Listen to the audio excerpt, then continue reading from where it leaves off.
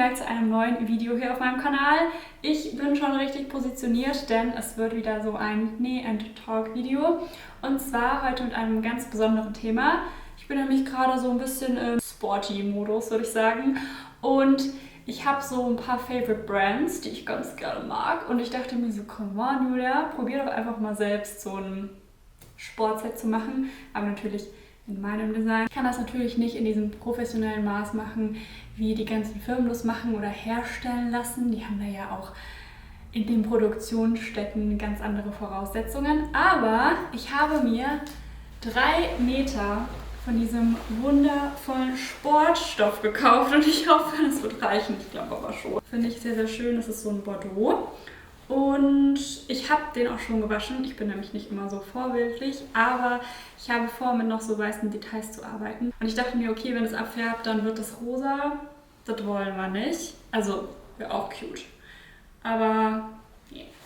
Und ich habe mir auch schon ein Design überlegt. By the way, mein Hintergrund, ich habe das Gefühl, der wird immer gemütlicher. Ich habe jetzt hier auch so ein süßes kleines Licht. Also wenn ihr nochmal mein erstes Video zum Nähatelier anschaut, dann gibt es schon so einen kleinen Unterschied, würde ich sagen. Da zu dem Kleid, da habe ich auch ein Video hochgeladen. Aber lass uns zum Wesentlichen kommen. Ich habe ein paar Skizzen gemacht zu meinem wundervollen Design und die zeige ich euch jetzt mal ein bisschen. Ich habe meistens immer mehrere Ideen im Kopf und es ist nicht immer so einfach, meine Ideen dann zu zeichnen. Und deswegen folgt hier mal ein bisschen mehr Realität über meine Ideen. Da fragt man sich auch, was ist es geworden? Ich möchte einen Top, eine Jacke und eine Hose machen. Und da wir bald Sommer haben, dachte ich mir, okay, ich mache vielleicht doch eher eine kurze Hose. Und zwar mein Wunschdenken, mal gucken, ob wir das so hinkriegen, ist ein Booty Scrunch. Wir möchten den Bobbers gerne betonen. Jedenfalls, ich möchte das. Denn ich mag das auch bei den anderen Brands, bei denen ich das bestelle. Ganz gerne. Ich finde es ganz süß, wenn man die so ein bisschen hier seitlich raffen kann und so eine kleine Schleife binden kann. Vielleicht stört sie mich auch irgendwann, aber dann kann ich es ja immer noch rausnehmen. Und ich dachte mir, vielleicht denke ich auch ganz falsch, aber zum Raffen braucht man da ein bisschen Schräge, weil ich möchte nicht, dass es da viel höher geht. Gehen wir rüber. Hier beim Top hatte ich ein paar Ideen. Ich möchte gerne, ja, was Asymmetrisches haben. Hier sieht man mal so eine grobe Entwicklung und entschieden habe ich mich für so etwas hier. Und dann kommen wir zur Jacketta. Ich finde es ganz süß. Also es muss jetzt nicht Jacke sein, aber manchmal ist es ja doch noch ein bisschen fresh im Frühling, wenn man joggt oder wie auch immer. Ich jogge eigentlich nicht, aber ich meine, vielleicht ist es ja jetzt auch ein Zeichen, mit dem Joggen anzufangen. Man ist ja manchmal auf dem Weg zum Gym zum Beispiel und dann finde ich ein Jäckchen ganz süß. Und ich habe nämlich hier ja so einen, wie sagt man, Daumenausschnitt. Und ich möchte den mal versuchen. Ich habe mir auch so hier so eine kleine Schnelle besorgt. Und ja, mal gucken, ob das alles so hinhaut. Ich habe tatsächlich auch schon Schnitte erstellt. Ich brauche da manchmal so ein bisschen Zeit, um mich reinzufuchsen. Und dann lenkt mich die Kamera manchmal ein bisschen ab. Das ist auch alles nur grob erstellt. Ich habe mir das von Sportsachen abgepaust. Aber das ist ja auch alles dann enger. Also ich habe dann noch meine Leggings und so genommen für den Bund. Und schauen wir mal, was wird. Was wird. Ja, damit ihr euch mal so grob vorstellen könnt, wie ich meine Schnitte erstelle. Ich hatte hier einen Sporttop. Und dieses Sporttop hat grob, ja, ungefähr die gleiche Elastizität wie mein roter Stoff, den ich bestellt habe. Und dann ist es viel auch einfach abgucken von diesem Schnitt. So habe ich irgendwie auch, ich würde mal sagen, Nähen früher gelernt. Ich habe mir Kleidungsstücke angeschaut, wie die vernäht sind.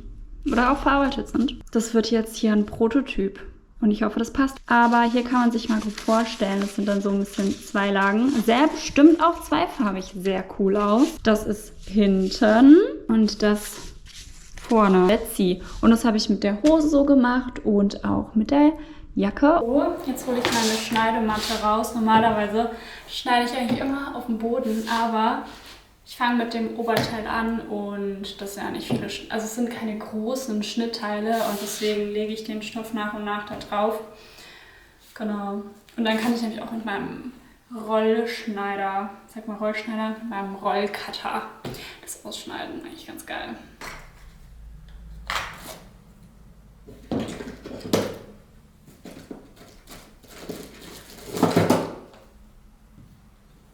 fangen wir mit dem Oberteil an. Ich habe hier ganz professionelle Beschwerer rausgeholt. Vielleicht sollte ich mir mal welche nähen. Das habe ich bei der H&H geschenkt bekommen für Stecknadeln. Braucht man sowas? Nicht unbedingt. Ist es trotzdem cool? Ja, definitiv. Ich werde das doppelt legen. Finde ich, ist dann auch irgendwie schöner verarbeitet, weil ich das doppelseitig zusammennähe und geht auch easy mit der Overlock. Und hier ist alles safe. Ich bin so gespannt, ob das hinhaut. Da ist eigentlich auch schon, also ich habe eigentlich auch schon eine Zugabe dazu gerechnet. So, let's see. Ja, ich werde das meiste auch mit der Overlock nähen. Wenn ihr keine habt, kein Problem. Ich habe mir nämlich auch elastisches Garn geholt. Damit will ich nämlich das auch mit der Hose ausprobieren. Und vielleicht geht, also ich weiß nicht, wie krass dehnbar das ist, aber man kann das nämlich auch für T-Shirts benutzen. Und es wäre ja auch richtig cool, wenn man es dafür nutzen kann und zum Beispiel auch die Nähte nicht nur so ausleiern, zum Beispiel bei einer Leggings. Oder man arbeitet einfach mit einem Zickzack-Stich oder einem anderen elastischen Stich.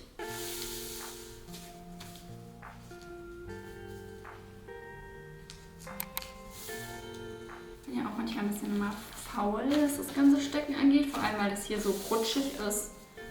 Deswegen kommen hier meine Bäschen ins Spiel.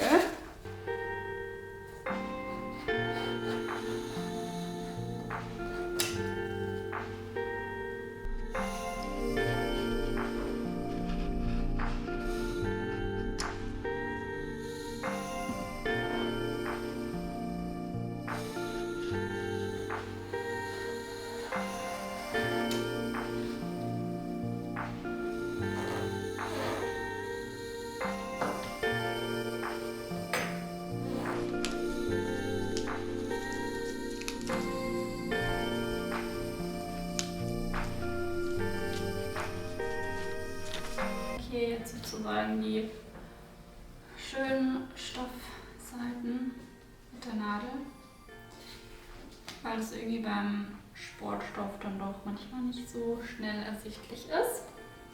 So, dann haben wir das Hinterteil. Das mache ich jetzt auch mit den ganzen anderen Teilen. Die Nadel schnell wieder aufgenommen mit dem Ding. Ist schon echt ganz cool. Und es wird weitergelegt. Ich will jetzt irgendwie auch nicht so stoffverbrauchend sein.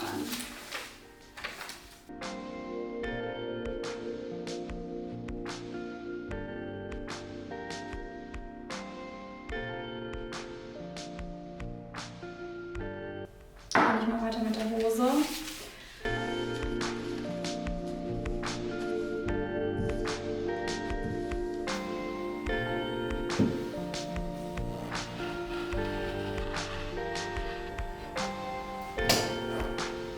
Ich habe alles aufgeschnitten bis auf die Jacke, die kommt jetzt dran. Und dann können wir zum Nähen übergehen und ich hoffe einfach, dass es passt, aber wir haben noch ganz viel Stoff hier übrig.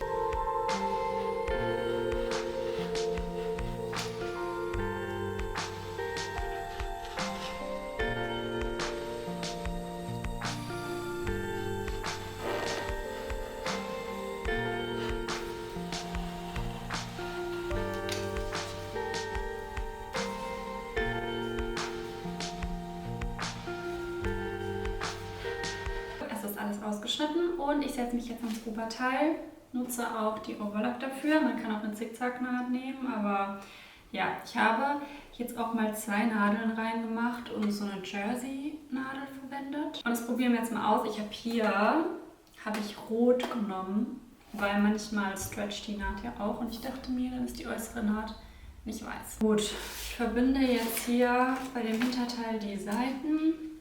Und da. Und beim Vorderteil mache ich das auch so. Genau. Ja, mal gucken, ob das so klappt.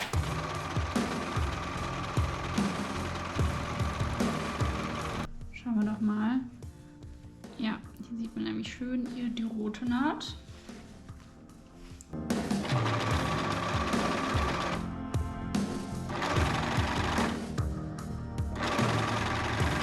Ich habe beide Vorderteile jetzt hier so gesäumt. Das umgedreht und Diese Seiten hier gehören zusammen. Ich stecke das dann hier so rein. Beziehungsweise, ich teste das mal ganz kurz angezogen, ob das so passt. Ich komme gleich wieder. Es passt. Yay.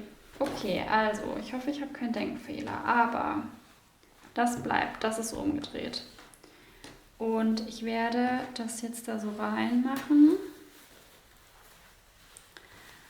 Auf einer Höhe. Ja, das ist ja nicht so leicht hier. Krieg die Krise. Fragt doch bitte nicht, wie viel Uhr es ist. Ich glaube, es ist 22 Uhr. Ich bin irgendwie so eine Late-Night-Näherin. Ist ja nicht so, als hätte ich tagsüber genug Zeit gehabt. Okay, also, das stecke ich dann so fest hier, dass es auf einer Höhe ist und dann nähe ich das da mit der Overlock so fest und das mache ich auch auf der anderen Seite. Die sind jetzt hier dran genäht. Das mache ich jetzt auch wieder mit den anderen 2 Teilen, die dann hier vorne hinkommen sozusagen. Einmal wieder Armloch und obere Kante und hier genauso overlocken. Dann drehe ich die eine Seite wieder um, befestige da den Träger und dann ist es auch schon fast fertig.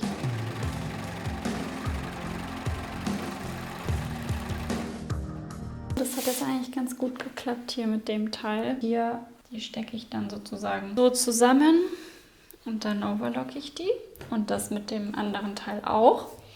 Und die versuche ich reinzustecken, dass die Seitennähte auch geschlossen sind. Und genau, dann fehlt eigentlich nur noch unten. Ist das nicht mega?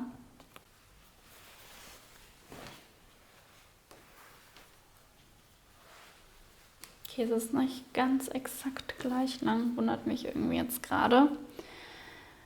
Aber dann mache ich das hier einfach mal fest und dann gucke ich weiter. Okay, ich habe hier selbst gerade irgendwie so 10 Minuten gerade überlegt, wie ich das am besten schließe.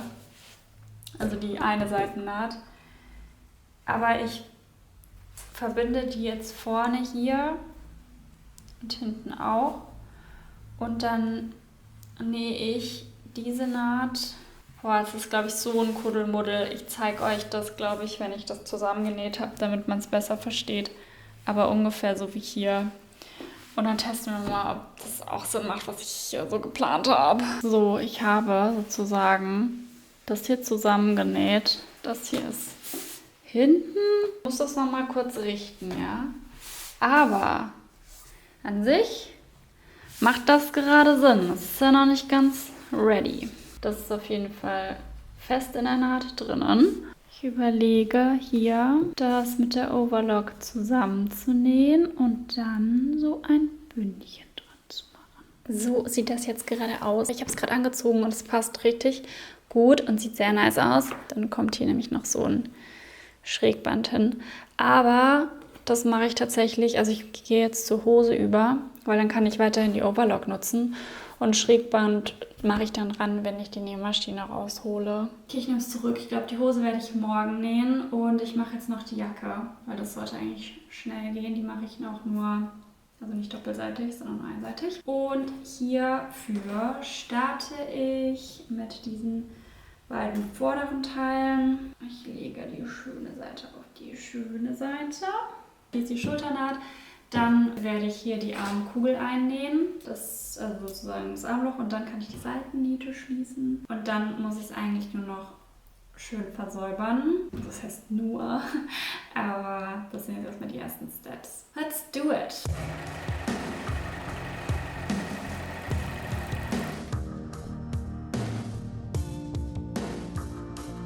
Okay, dann kommt da jetzt die erste Armkugel rein und ich muss kurz gucken, wo vorne und hinten ist.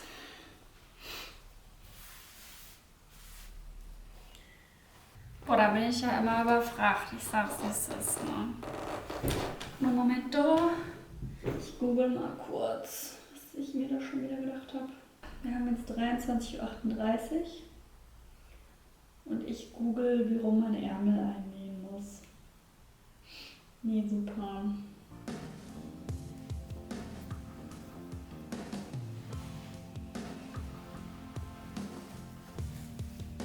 Ja, perfekt. Das sieht doch gut aus.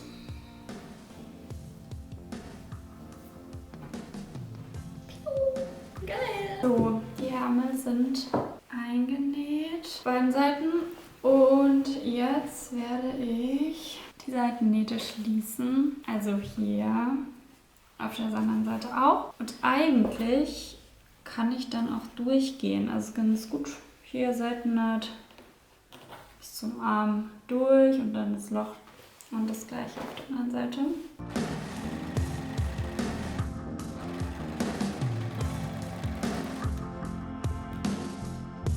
Okay Leute, ich zeige euch hier mal ein Zwischenergebnis. Ich mache jetzt hier das Schrägband dran, also das Jersey-Schrägband. Und dann muss ich eigentlich nur noch das hier versäubern und die Schneide dran machen. Also ich bin happy bisher. Ja, welcome back. Es gab eine kurze Unterbrechung, weil ich mir dann so um 12 Uhr nachts dachte, vielleicht sollte ich doch mal ein paar Stündchen schlafen. Ich habe jetzt noch 3 Stunden Zeit, bis ich los muss. Ja, ich weiß, Zeitmanagement ist on point. Aber ich gucke jetzt einfach, wie weit ich es schaffe. Next Step ist, ich habe die Nähmaschine rausgeholt. Ich nähe jetzt das Schrägband ans Top. Und dann ist das Top auch schon fertig. Und dann geht es zur Jacke und dann finally zur Hose. Und es soll ja alles schön stretch bleiben. Deswegen habe ich mir elastisches Garn gekauft. Also ich glaube von Gütermann heißt es Maraflex. Bei Mettler heißt es anders. Aber auch so in der Art.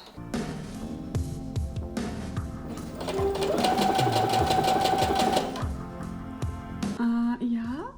Oh mein Gott, ich lieb's. Geilo. Ich finde, die weißen Akzente machen es aus. Und jetzt mache ich unten bei der Jacke, mache ich das auch dran.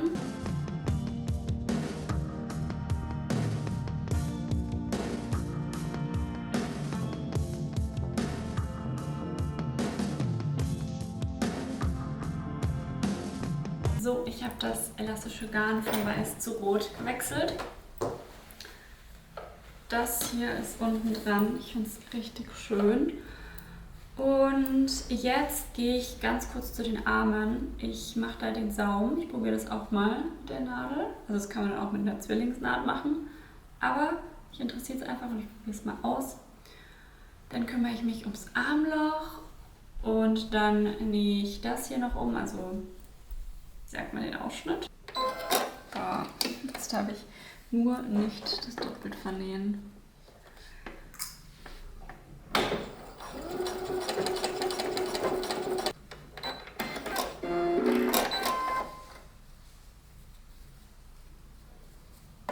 Oha, sieht gut aus, oder? Finden wir toll. Und ist elastisch. Was wollen wir mehr? Dann mache ich das jetzt auch auf der anderen Seite. Und dann schneide ich mir ein Schrägband aus vom roten Stoff und nähe das ins Armhole rein. Den Ausschnitt werde ich genauso versäubern wie hier. Yes, bis gleich. Also mein erster Step ist, dass ich jetzt die Schrittnähte zusammen nähe und ich habe mir so einen kleinen Schrittkeil da noch eingenäht. Dann schließe ich die hintere Seitennaht, die vordere Seitennaht. Let's go! Oh mein Gott, ich habe einen dummen Fehler gemacht. Ich wollte ja, dass es länger ist. Hier alles. Und ich habe den Schnitt falsch gemacht. Wahrscheinlich habt ihr es euch schon währenddessen gedacht. Mir ist es jetzt erst aufgefallen, aber ich gucke am Ende mal, wie ich es raffen kann. Sonst raffe ich es einfach nur ein bisschen. Ist ja auch cool. So, lala, ich hatte sie gerade an und das mit dem Raffen kriege ich auf jeden Fall noch hin. Jetzt gehe ich zum Bund über. Da tue ich jetzt einmal Vorder- und Rückteil zusammensetzen. Seitlich, jeweils einzeln. Und dann füge ich den Bund zusammen und dann hier ran. Oh, ich bin so gespannt, ob das jetzt noch in meinem Booty-Ausschnitt hier so hinten geht. Mal gucken.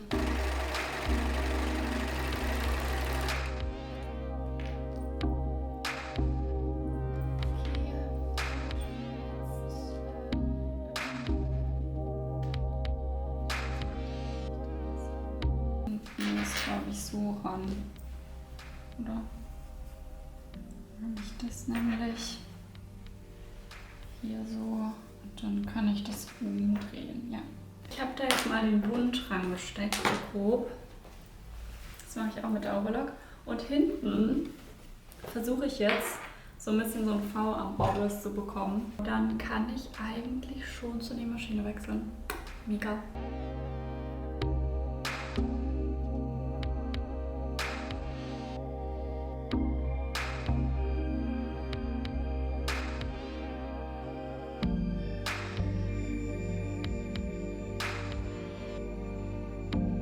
Ich habe noch eine Viertelstunde. Saum ist genäht, dann ist das Weiße auch dran, oben.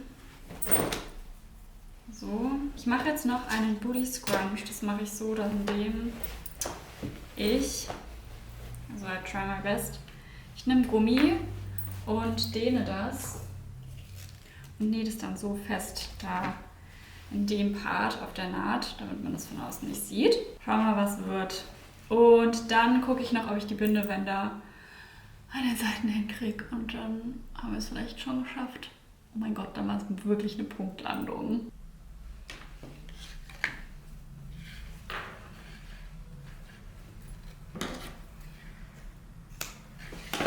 Ich überlege fast, ob ich das von außen annähe. Genau im Nahtschatten. Schauen wir doch mal, ob das so klappt, wie ich mir das denke. Ich sehe gerade nicht so viel. Anderer Fuß.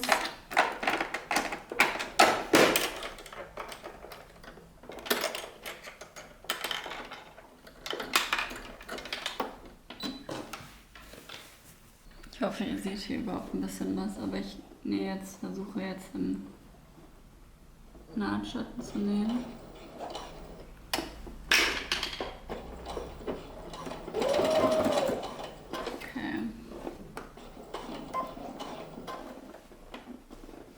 Ich sag's, wie es ist. Es ist nicht leicht. Aber ich schaffe das. Ich zeige euch das Endergebnis. Wie ihr seht, es gibt einen kleinen Ortswechsel und Zeitsprung. Ich hatte nämlich noch 15 Minuten Zeit, diese Hose fertig zu machen und war wirklich im Zeitstress. Und Spoiler, ich habe es geschafft. Ich habe aber nicht mehr geschafft, es alles aufzunehmen. Aber es waren nicht mehr so viele Steps. Das ist die Hose. Ich zeige euch alles gleich auch angezogen. Aber ich bin richtig happy. Das ist die Hose von vorne mit dem Bund oben. Hier habe ich noch so Tunnelzüge genäht, damit das an der Seite so schön gerafft ist. Dann habe ich hinten meinen Booty Scrunch. Da muss ich noch einen Faden abschneiden. Einzige Problem ist, sie ist ein bisschen eng. Es wird schon gehen, aber ich kann mich dann einfach nicht wohl bewegen. Und Sportwear sollte bequem sein, finde ich. Deswegen ich bin erstmal einfach schon mal happy, dass mein Schnittmuster an sich funktioniert hat. Aber ich werde sie einfach noch mal eine Nummer größer nähen. Ich habe auch einfach unterschätzt, ich dachte, der Stoff ist noch mehr stretchy. Ich finde das schön hier auf YouTube, dass ich auch wirklich mal so ein bisschen den Entstehungsprozess mit zeigen kann. Dass es meistens auch mehrere Samples braucht, bis man so final alles hat. Bei mir ist auch immer realistisch, dass ich unter Zeitstress bin. Ich kann irgendwie immer sehr gut unter Druck arbeiten. Und dann liebe ich es manchmal auch so Nachtschichten zu machen, weil ich das Gefühl habe, jetzt bin ich richtig produktiv. Also ich laber nicht lange, ich zeige euch das Endergebnis. Et voilà, das ist das fertige Set. Ich bin richtig, richtig happy dafür, dass es auch so mein erstes Sportset ist. Das erste Mal mit so Sportstoff zu arbeiten. Wie gesagt, die Hose ist hier so ein bisschen eng. Man kann sie anziehen, aber damit ich mich wohlfühle, nähe ich sie einfach nochmal eine Nummer größer. Sie hat einen hohen Bund. Hier so eine V-Form. Vielleicht versuche ich bei der anderen Hose nochmal so ein schönes runderes V zu machen für das Popöchen. Und ansonsten, ich finde, der Kontrast macht es auch so besonders. Ich finde, dieses Weiß macht es aus. Das macht einfach irgendwas. Ich mag auch dieses Rot sehr an mir. Dann finde ich besonders auch hier diese Bändel zum Raffen. Bin mal gespannt, ob sie mich beim Laufen stören sollten. Wenn sie mich wirklich stören sollten, versuche ich eine Schleife draus zu machen und die kann ich ja dann auch noch festnähen und dann ist es auch fest und geht nicht auf. So viel zur Hose. Dann kommen wir mal hier zur Jacke. Ich habe zum ersten Mal versucht, so eine Daumenöffnung zu nähen und zu versäubern und dafür hat es überraschend gut geklappt, finde ich. Also die Jacke ist so, ich würde sagen, wenn ich zum Gym gehe, am Anfang mich noch aufwärme und wenn mir dann warm ist, zieht man die aus sozusagen. Finde ich aber trotzdem sehr cool. Kann man noch easy aufmachen und dann kommt das Top hervor. Ich liebe diese Asymmetrien, dass es hier in der Naht auch geklappt hat, das zusammenzunähen. Auch von hinten finde ich es sehr, sehr schön und Ich finde, es ist so was Besonderes. Nach wie vor mag ich natürlich die anderen Sportmarken auch, aber irgendwie ist man dann stolz, wenn man irgendwie sowas selbst Designtes hat. So, ihr kreativen Mäuse, das war's mit meinem Sportset. Und wenn ihr noch ein paar mehr Insights dazu sehen wollt, schaut gerne mal auf dem Instagram-Kanal vorbei. Da habe ich auch ein paar Videos zu hochgeladen. Ansonsten freue ich mich immer gerne über ein Abo und wenn es euch gefallen hat, auch über einen Daumen nach oben. Ich freue mich, wenn es euch gefallen hat und ich würde sagen, bis zum nächsten Mal. Bye, bye.